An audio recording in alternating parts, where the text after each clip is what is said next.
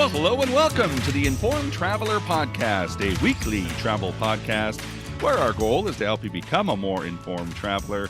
And I'm your host, Randy Sharman. On this week's podcast, travel expert Onanta Forbes will join us to share her recent journey to Comox Valley on Vancouver Island. It's a beautiful area of BC to spend a few days at, and that's exactly what Onanta did a few weeks ago.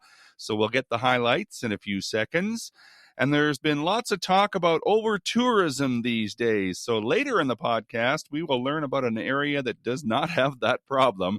It's Turkmenistan in Central Asia, part of the Five Stands, as they like to call them.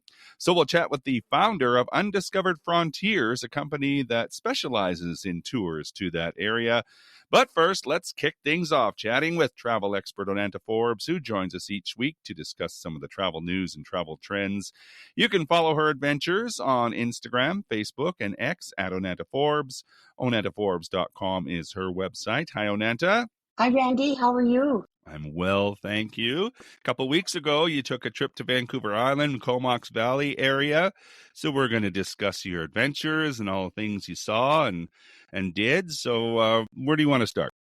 Well, you know what? First of all, I'm going to shout out to my client that I've had for many years, who always has gone to Comox, stayed at the Kingfisher where I stayed, and I thought, thinking, what's going on out there? She's really happy, and it was a great trip. So not only do travel agents give inspirations, our guest gives inspiration back. So our journey began with a great nonstop flight from Calgary to Comox, very short. So a nice getaway for people out west. And there's many ways to get to the Comox Valley region mainland with service through WestJet, Air Canada, Pacific Coastal. And it's also, if you're driving, it's well served by Highway 19 and south to Nanaimo, Victoria, and north to Campbell River. So lots of ways to get there, also by BC ferry service from Comox to Powell River. So there's lots of opportunity to go to this destination. And just to kind of tell you the location of it, it hugs the eastern coast of Vancouver Island, south of Campbell River, to the north of Parksville, and spreading into the Central Mountains. It's the traditional territory of the Comox First Nation, and the three main communities are Comox, Courtenay, and Cumberland. And there's several small hamlets in the area. So to describe each, Comox is a seaside community that's very popular with boaters.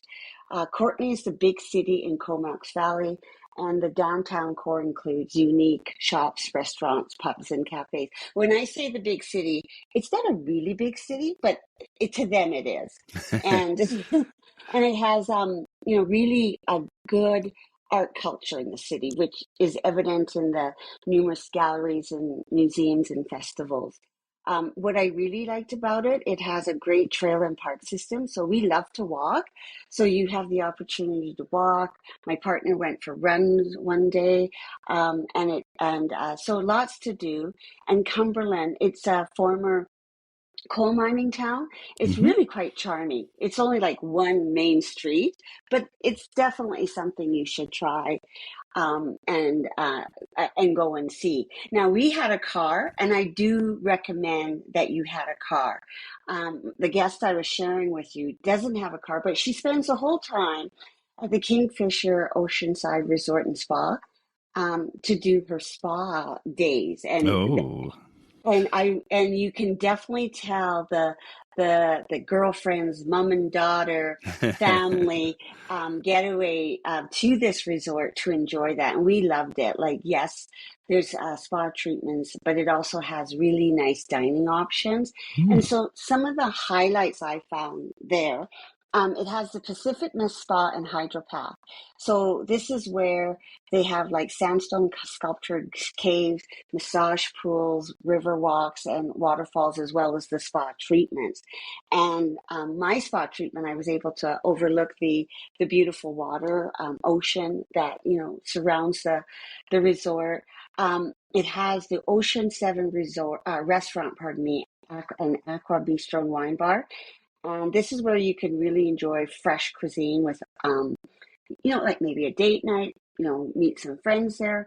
So not only do people of the Kingfisher go to the restaurants and wine bar, but people outside the area. So I really do recommend that you make reservations ahead of time because it does book up very quickly. Mm-hmm.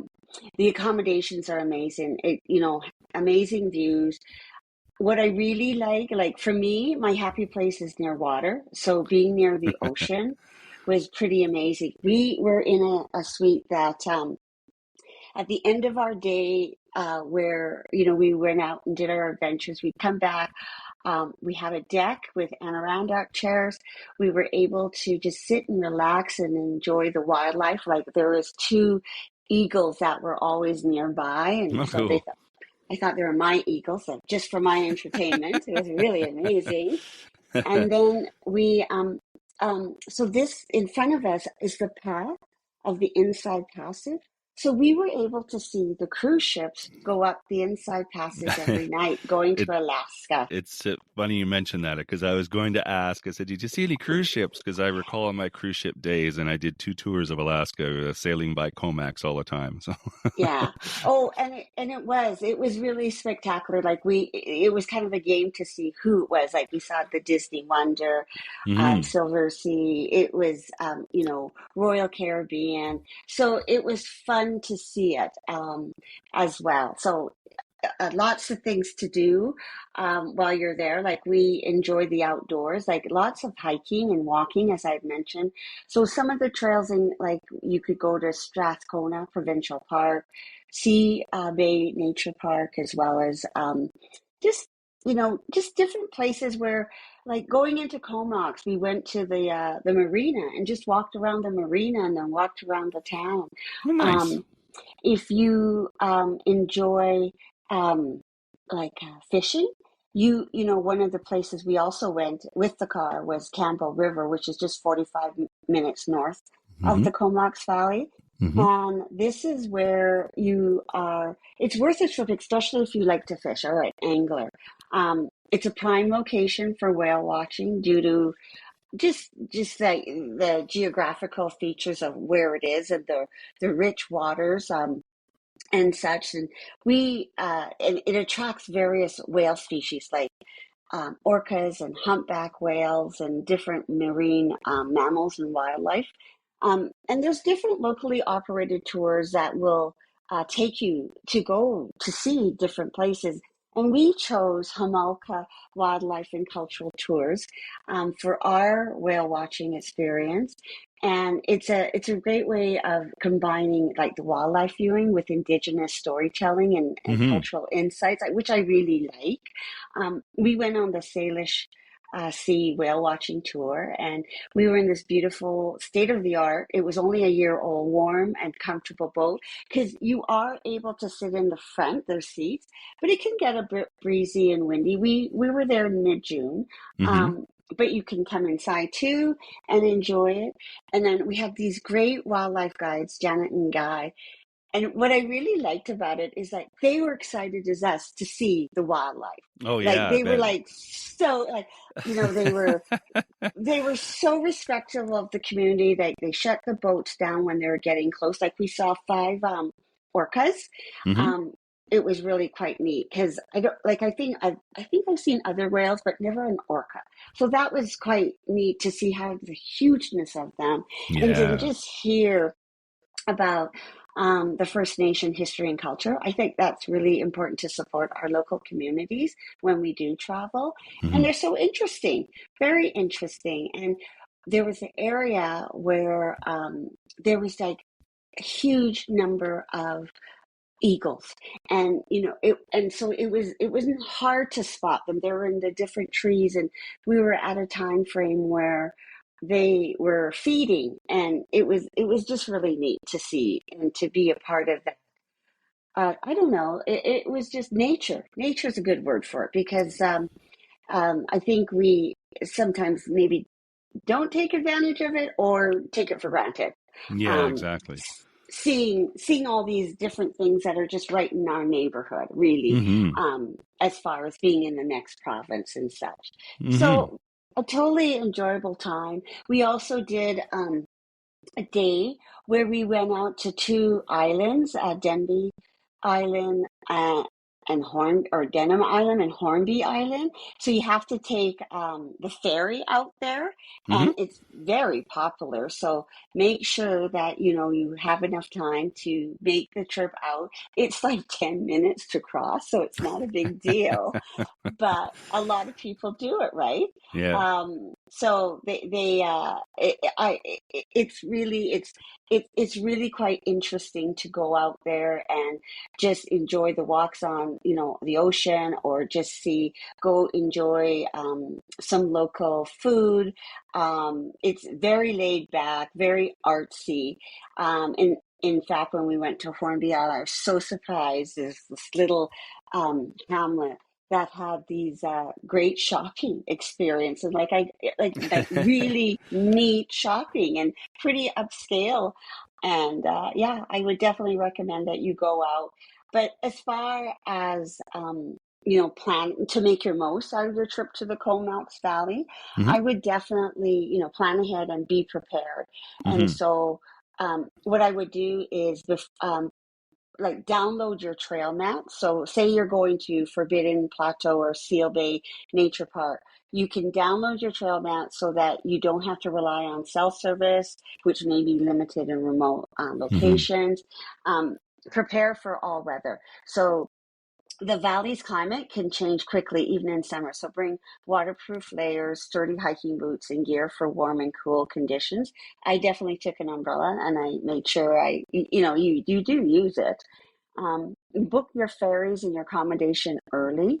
BC Ferries route, especially between Nanaimo and Vancouver, can fill up quickly in peak travel season. So book in advance to get your best options. And also, we kind of chatted about it. Support local business. So, like independent boutiques and dining, or family-run cafes. One that we did enjoy was Atlas Cafe, Hmm. um, in downtown Courtney in the town of Comox. And then, as I say, like explore nearby destinations. So, plan day trips to Denman Island, Parksville, and Campbell River, because it does expand your adventure. Hmm. And one of the things that you see it the second you land in Comox that I know you'll enjoy was like the Comox Air Force Museum. It was Oh, yeah. really neat to see all the different planes, and discover the history of the Air Force Base Oh, that's in cool. Comox. And then they have a military museum about the military history on Vancouver Island. Nice. If you like golf, it's year round because of the mild climate and beautiful Hmm. courses. There's Mount Washington ski area, which is a popular destination for winter sports. So I don't think you'll be bored Doesn't at sound like all. it. It doesn't And sound like then it. you can just relax, at your end of the day. Like that's why a great resort like the Kingfisher comes in handy. There's lots of opportunity and accommodation Hmm. throughout. But this was the one we explored this time, and totally enjoyed it. It was a like a quick trip, like in a respect, like it was only 5 days that we Yeah. went, but we saw a lot, we did a lot, and we had downtime as well. And you got to watch the cruise ships, which are really Yeah, amazing, especially when yeah. they're all lit up. You can Oh catch yeah. them when the sun's going down or something, and they're all lit up. It's really a spectacular sight, I think. Anyway. It is, and when the sun goes down, great, opportunity to see that, enjoy a glass of wine, and Yeah. sunsets were pretty amazing. Excellent. People can look at some of your images too, by the way, on Instagram and Facebook and X of your trip to the Comox Valley at Onanta Forbes. OnantaForbes.com is your website. Some great insight, Onanta. Now I want to go. I want to visit there. I Oh, sailed by it many times and never been. yeah, I would definitely recommend it. And it's good for singles, couples, families. Like there's something for every type of traveler, and it's in Oh, Canadian dollars. which also helps. Yes, it does. Awesome. Thanks so much. Thank you.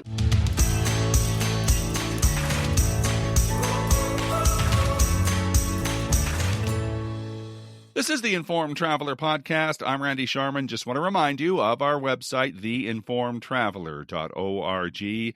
That's where you can find our contact page if you have any questions or comments about the podcast. You can also email me, too, with any questions you might have. My email address is randy@theinformedtraveler.org.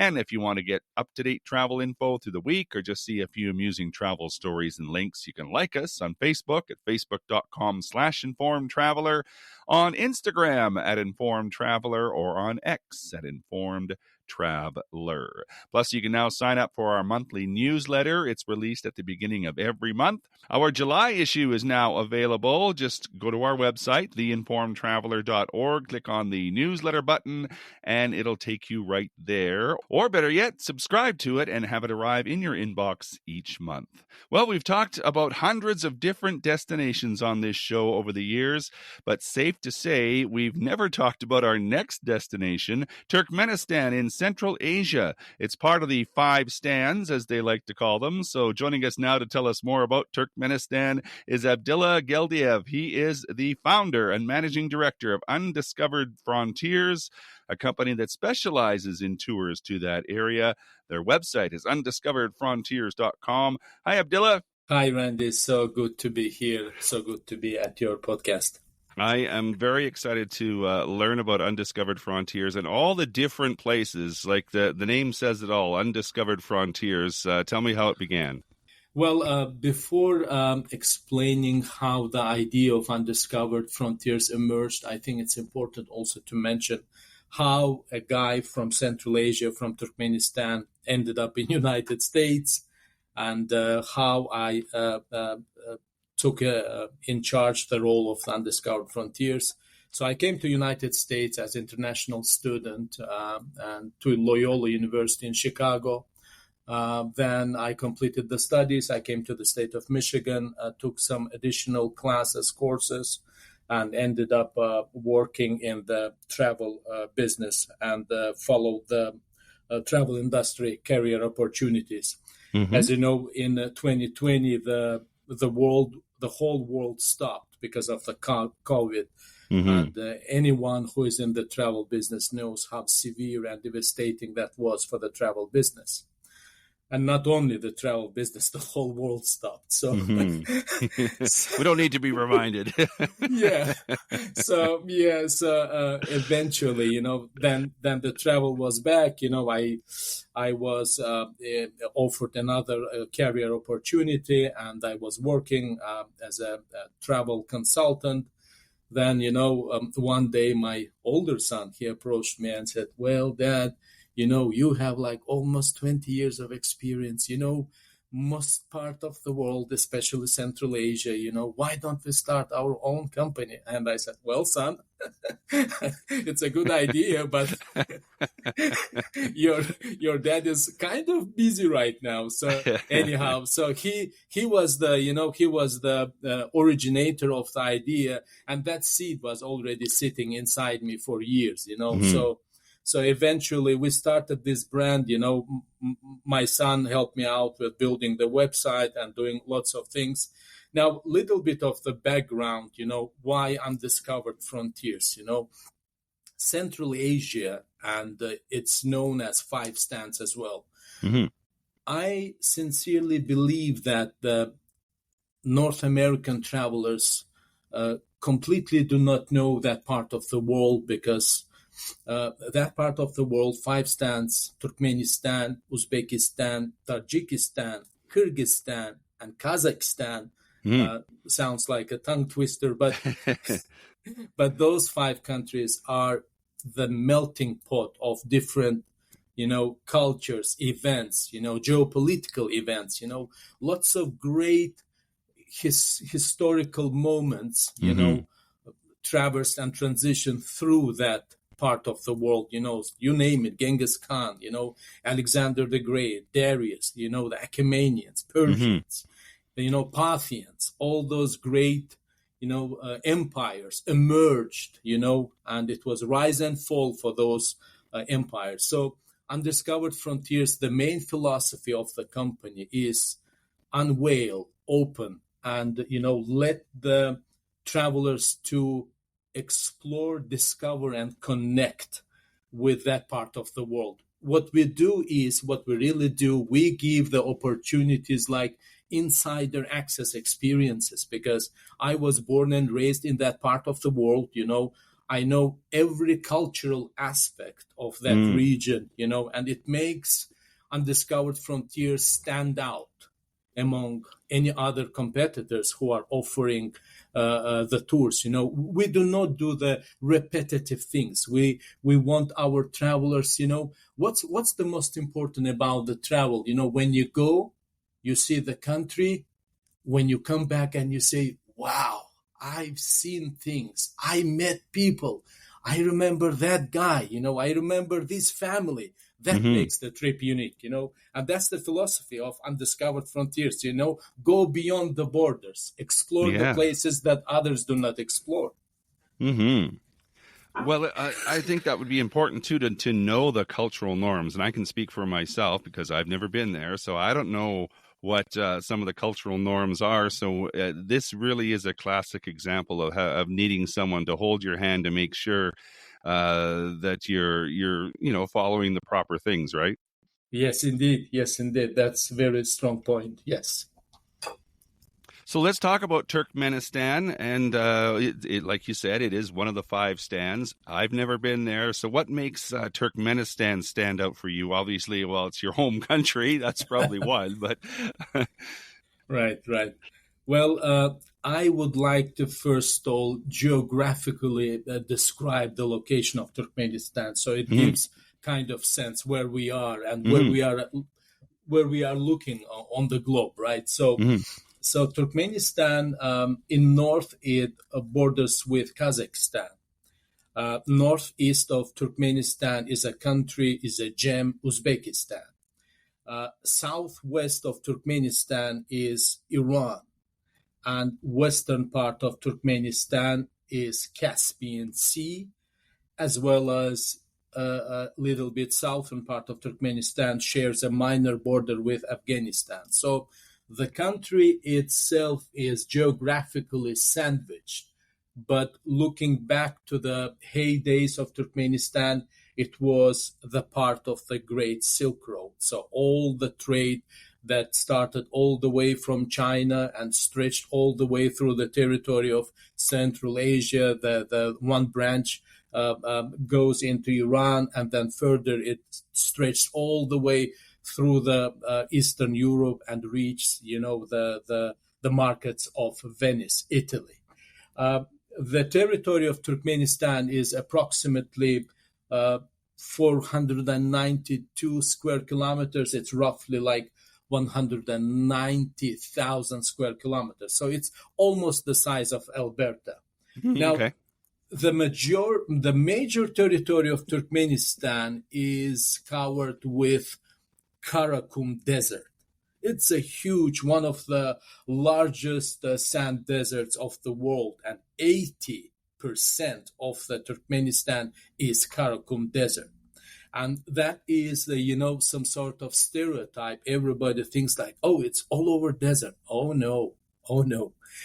Turkmenistan, the main towns and cities are like an oasis, and they are all stretched with the foothills of the Köpetdağ Mountains. So there are 5 regions or 5 states in Turkmenistan.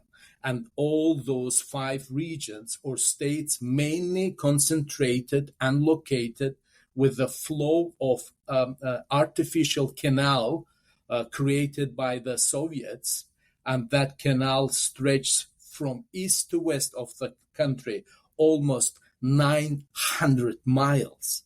So can you imagine a canal created by the human labor, started with 1954 and ended by 1988. So that is in general Turkmenistan. Now, I will also mention about the unique things about Turkmenistan, the people of Turkmenistan. Turkmenistan has one of the most fabulous UNESCO sites, inscribed on the World Heritage List of UNESCO. And this is a small summary for Turkmenistan. So, are these planned tours, or how does it work? Do you have something already, an itinerary already set out for your guests, or is it, you kind of tailor it to whatever they want to do? Very good question. Thank you, Randy. So we offer mainly tailor-made private journeys. Hmm. We do customize our journeys based on the traveler's interests, duration of time, how much time they would like to spend, what is their main interest. We talk with our travelers and identify what exactly they want to see, what's their interest. At the same time, we do have scheduled group cultural and heritage group tours. So we have a small groups. The minimum number is 7, and we do not go beyond than 14 people. So we would like to have those small groups, and we arrange the tours to with that group. We arrange tours to all 5 stands. So it's Hmm. quite an intensive tour. It's like 23, 25 days. So a person who wants to see whole 5 stands can join one of those tours as well. Okay. So, what are the accommodations like? Just sort of give me an overview of where you stay. Is it go go go, or do you have some time to yourself? How does that work? Yes. So, 5 stands, each stand is a wealthy country. And Mm. Turkmenistan, Uzbekistan, Kazakhstan, Tajikistan, Kyrgyzstan, each country is very rich in terms of the natural resources. Now, not many people know that Turkmenistan is very rich with natural gas. So it's considered one of the fourth largest gas reserves of the world. Mm. So what I'm trying to say, lots of money comes from the natural gas, and the government of Turkmenistan invests and improves the tourism industry by constructing, luxurious and comfortable hotels, improving the tourism infrastructure. So Hmm. yes, you can choose from the low category budget hotel to the mid-level comfort hotel, and you won't believe me, to the luxurious, like a real luxurious 5-star accommodations. I mean, in Hmm. Turkmenistan there are like in the capital city of Ashgabat, it's known as a city of the white marble. So when you go and you are in Ashgabat, it blows your mind. Everything is made of marble, and there is like some sort of Guinness record obsession as well. So you can you can see the tallest flagpole in the world. You can see the biggest horse monument in Turkmenistan. Because now there are also very important to mention that certain things in Turkmenistan and in Turkmen culture is considered as a heritage. Mm. And like Turkmen horses, I think since I mentioned about the monument, why I don't mention about the horses. So Turkmen horses are known to the world, and they've been some sort of a good that was traded on the Great Silk Road, and those horses were taken as far as to the Chinese emperors. Oh, wow. Yeah, so even there are some historical chronicles saying, and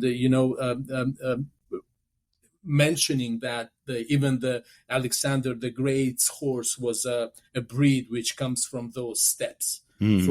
from that region. The famous Bucephalus, his horse is known as a Turkmen or Akhaltiki horse. Anyhow, Hmm. so Turkmenistan is also known for carpet weaving culture, and it is also one of the oldest traditions and techniques that survived until the present days, and it was inscribed as intangible heritage on the UNESCO list. So now we spoke about the hotels. Yes, there are comfortable hotels, and it's the same comfort that you would find if you fly to any Arabian country. Like you go to Okay. Oman, you go to North Africa, Egypt, you go to Morocco, there are all the hotels know the standards and the requirements for the international traveler.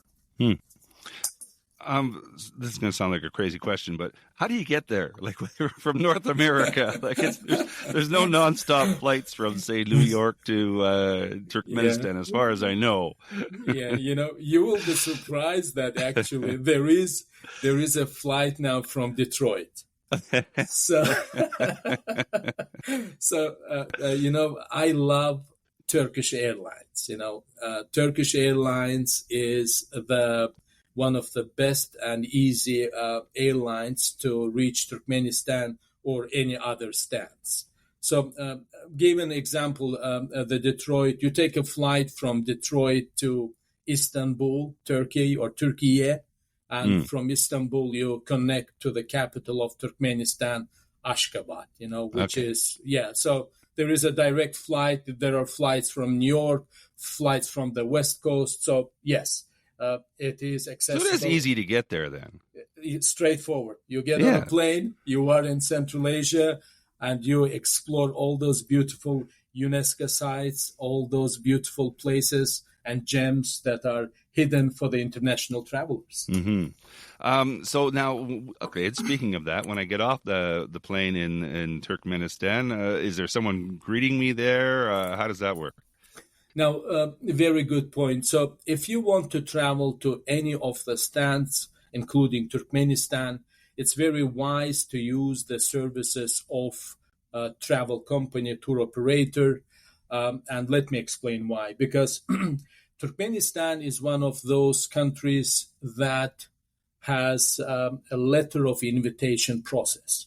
So any international traveler who wants to travel to Turkmenistan needs to obtain so-called letter of invitation. And in order to obtain the letter of invitation, there should be a travel company involved that books your hotel, that books your local guide, that books your sightseeing activity. So once you land in Turkmenistan, let's say we actually have our clients going to Turkmenistan this September. So once they land, they will have a person, the driver, who will be waiting them at the arrival lounge with the name sign. Meet them, greet them, take them to the hotel. They check into the glamorous hotel. They enjoy the view of the marble Ashgabat, and the next day they start their Turkmenistan adventure. Nice. So what's the food like? That's a silly question too. I have all these silly questions to me. It sounds silly, but what are some of the cultural delights that await people that are going to Turkmenistan that they can look forward to? I always say when people ask the questions, they are not silly questions. They are the questions that everybody needs to know. That I'm very happy that you are raising and asking these questions. Now, the all 5 stands, and I will try to generalize it, so to have a general idea for all 5 stands. These are the people, Central Asian people, and the Turkmen people. They are nomads, right? So they graze the pasture with a huge sheep flock. So they are huge meat eaters. They like to eat meat. They like lamb, they like beef, and they also eat camel. So we do eat camel meat as well. So lots of meat in the diet, lots of meat. However, Turkmenistan has a traditional cuisine that mainly consists of the proteins and vegetables. Now, there are lots of international cuisine as well. The restaurants in Turkmenistan, you want to eat European food, here we are. You want to try Chinese food, we do have Chinese restaurants. But talking about the Turkmen food, it is mainly meat, grilled meat, fried meat, baked meat, sauteed meat. It's a lot of meat, and it's known for shashlik. You know what's that? No. It's a barbecue. So they put the meat on the skewer and they Ah, rotate it. Oh my God, you will bite your fingers. That's like that's delicious. it does sound delicious. I am a Yeah, carnivore, so yeah, that would be yeah. amazing. So, what are some of the sites like you're talking about? Like the history must be amazing there. Yes, indeed. Yes, indeed. Now, Turkmenistan has several major historical sites. As I mentioned earlier, it is lots of geopolitical events occurred on the territory of Turkmenistan, right? Hmm. So it was when the Persians, Achaemenians conquered that part of the world. Then Alexander the Great marched through the whole territory, the whole part of the world. And Alexander, once he conquers any part of the world, he would leave one of his generals behind Hmm. to look over the territories conquered, right? Hmm. So Turkmenistan has a very rich history. Archaeologists, historians from all over the world, British Museum and, Metropole Museum, the other museums like Hermitage. Lots of archaeological excavations are done in Turkmenistan. One of the biggest sites of Turkmenistan known as Ancient Merv. Ancient Merv. So that is a very unique site, and you need a bus to explore the whole site because it's huge, enormous, and there are different periods. So Ancient Merv is a UNESCO site located in the eastern part of Turkmenistan. So people do travel there. It's a highlight of the itinerary. And Ancient Merv, that historical site, is known as a wandering city. And the reason behind is that every period, every ruler or the king would erect and construct a new town adjacent to the previous one. So it expanded by the time. It's Hmm. huge. And you can trace the time of the Parthians. You can see the remains of the Seljuks in the Sultan Kala fortress. You can see the mausoleum of the last Seljuk Sultan, Sultan Sanjar. You can see a lot of archaeology in Turkmenistan. There is another beautiful UNESCO site in Turkmenistan known as Köne Ürgenç, Hmm. situated in the northern part of Turkmenistan. That part was completely destroyed, and that town and the great minds and scholars of the East lived and studied during the heyday of the Seljuks. The great minds like Al-Khwarizmi, the Hmm. famous Ibn Sina, known to the world as Avicenna. All those great minds, they lived in the study in the city Köne Hmm. Ürgenç. What is left now? There are monuments. There is one of the tallest medieval minaret still standing. It's huge because the base of the minaret is enormous. So like Genghis Khan and then the Timur, the great Timur, he marched through the Köne Ürgenç, and the Timur actually is the last person who destroyed that city, and he took the best craftsmen, the best architects, and he constructed his city of dream in Uzbekistan. The famous Samarkand was constructed by those craftsmen. Amazing. So, what are some of the questions that pop up when you're talking to a potential client? Is it safety concerns? Is it language? And when would be the best time to visit? Very good question, Randy. Now, I can speak and assure any North American or international traveler that Central Asia is one of the safest places to travel.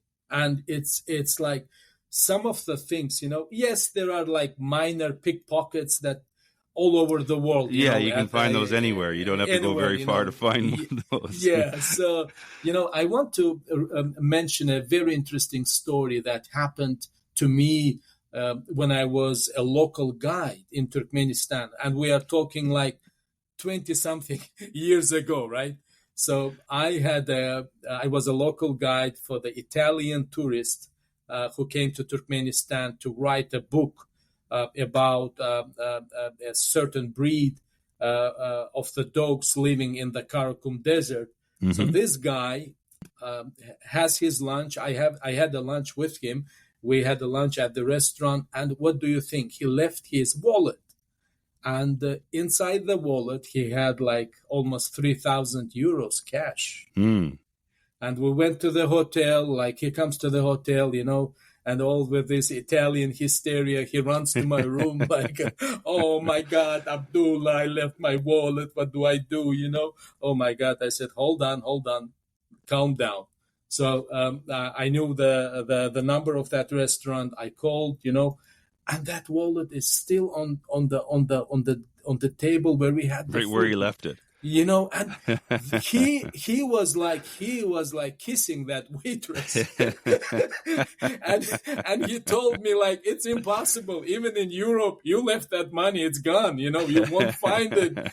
And people are very honest. I mean, people of Turkmenistan are known as one of the most hospitable. They are such an open heart people. And when people travel, our clients go to Turkmenistan and they come back, they are raving.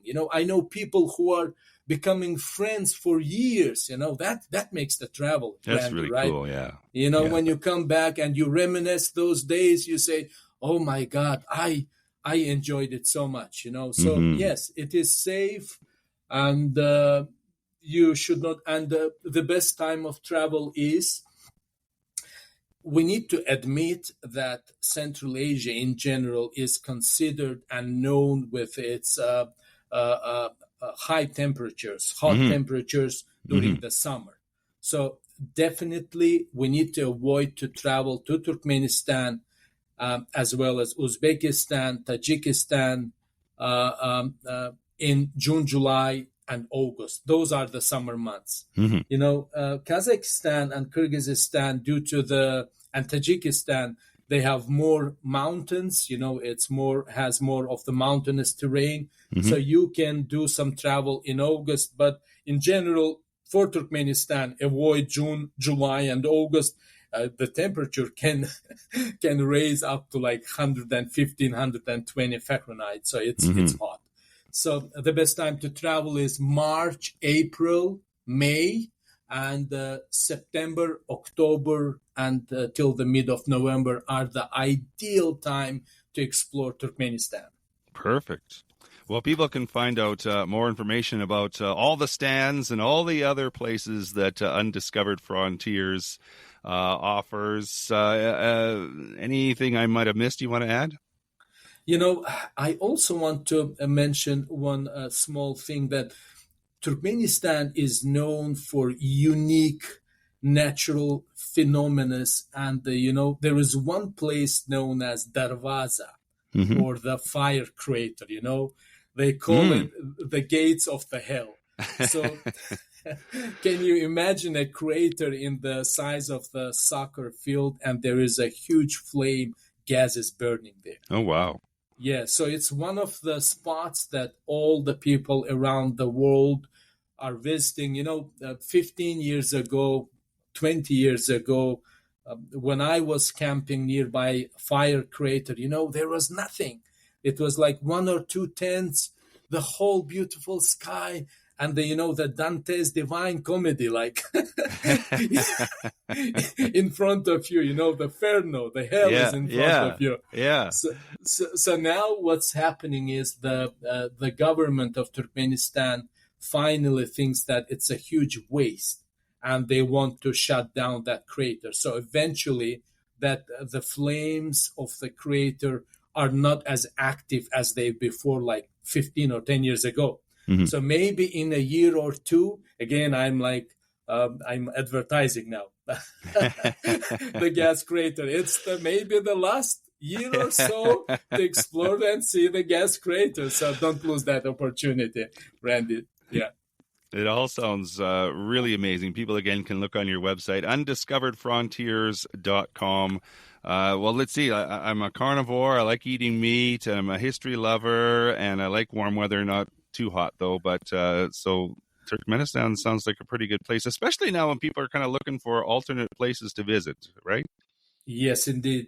So Turkmenistan and all five stands is one of the last untouched part of the world, which is not spoiled by the massive tourism. You know, when you go to the site like the residence of the Parthian kings, you know, in most of the UNESCO sites when you go, and I've seen lots of UNESCO sites all over the world. No, don't touch this. Don't go there. You know. So, and when you are in Turkmenistan, you have that, you know, first line, you know, like a business class row. You are I am first here, you know, you get that, you know, royal approach everywhere. So that makes a huge difference. For sure. Abdullah Geldiev is the founder and managing director of Undiscovered Frontiers. Undiscoveredfrontiers.com is the website. It was a real pleasure chatting with you, Abdullah. Thank you so much. Randy, it was my pleasure to be on your show. Thank you so much for inviting us. Thank you. And that is our show for this week. If you have comments or questions, we'd love to hear from you. If you have a show idea, send that along as well. My email is randy@theinformedtraveler.org. And if you like what you heard, tell a friend. You can check out our website too at theinformedtraveler.org. In the meantime, thanks for listening, travel safe, and be an informed traveler.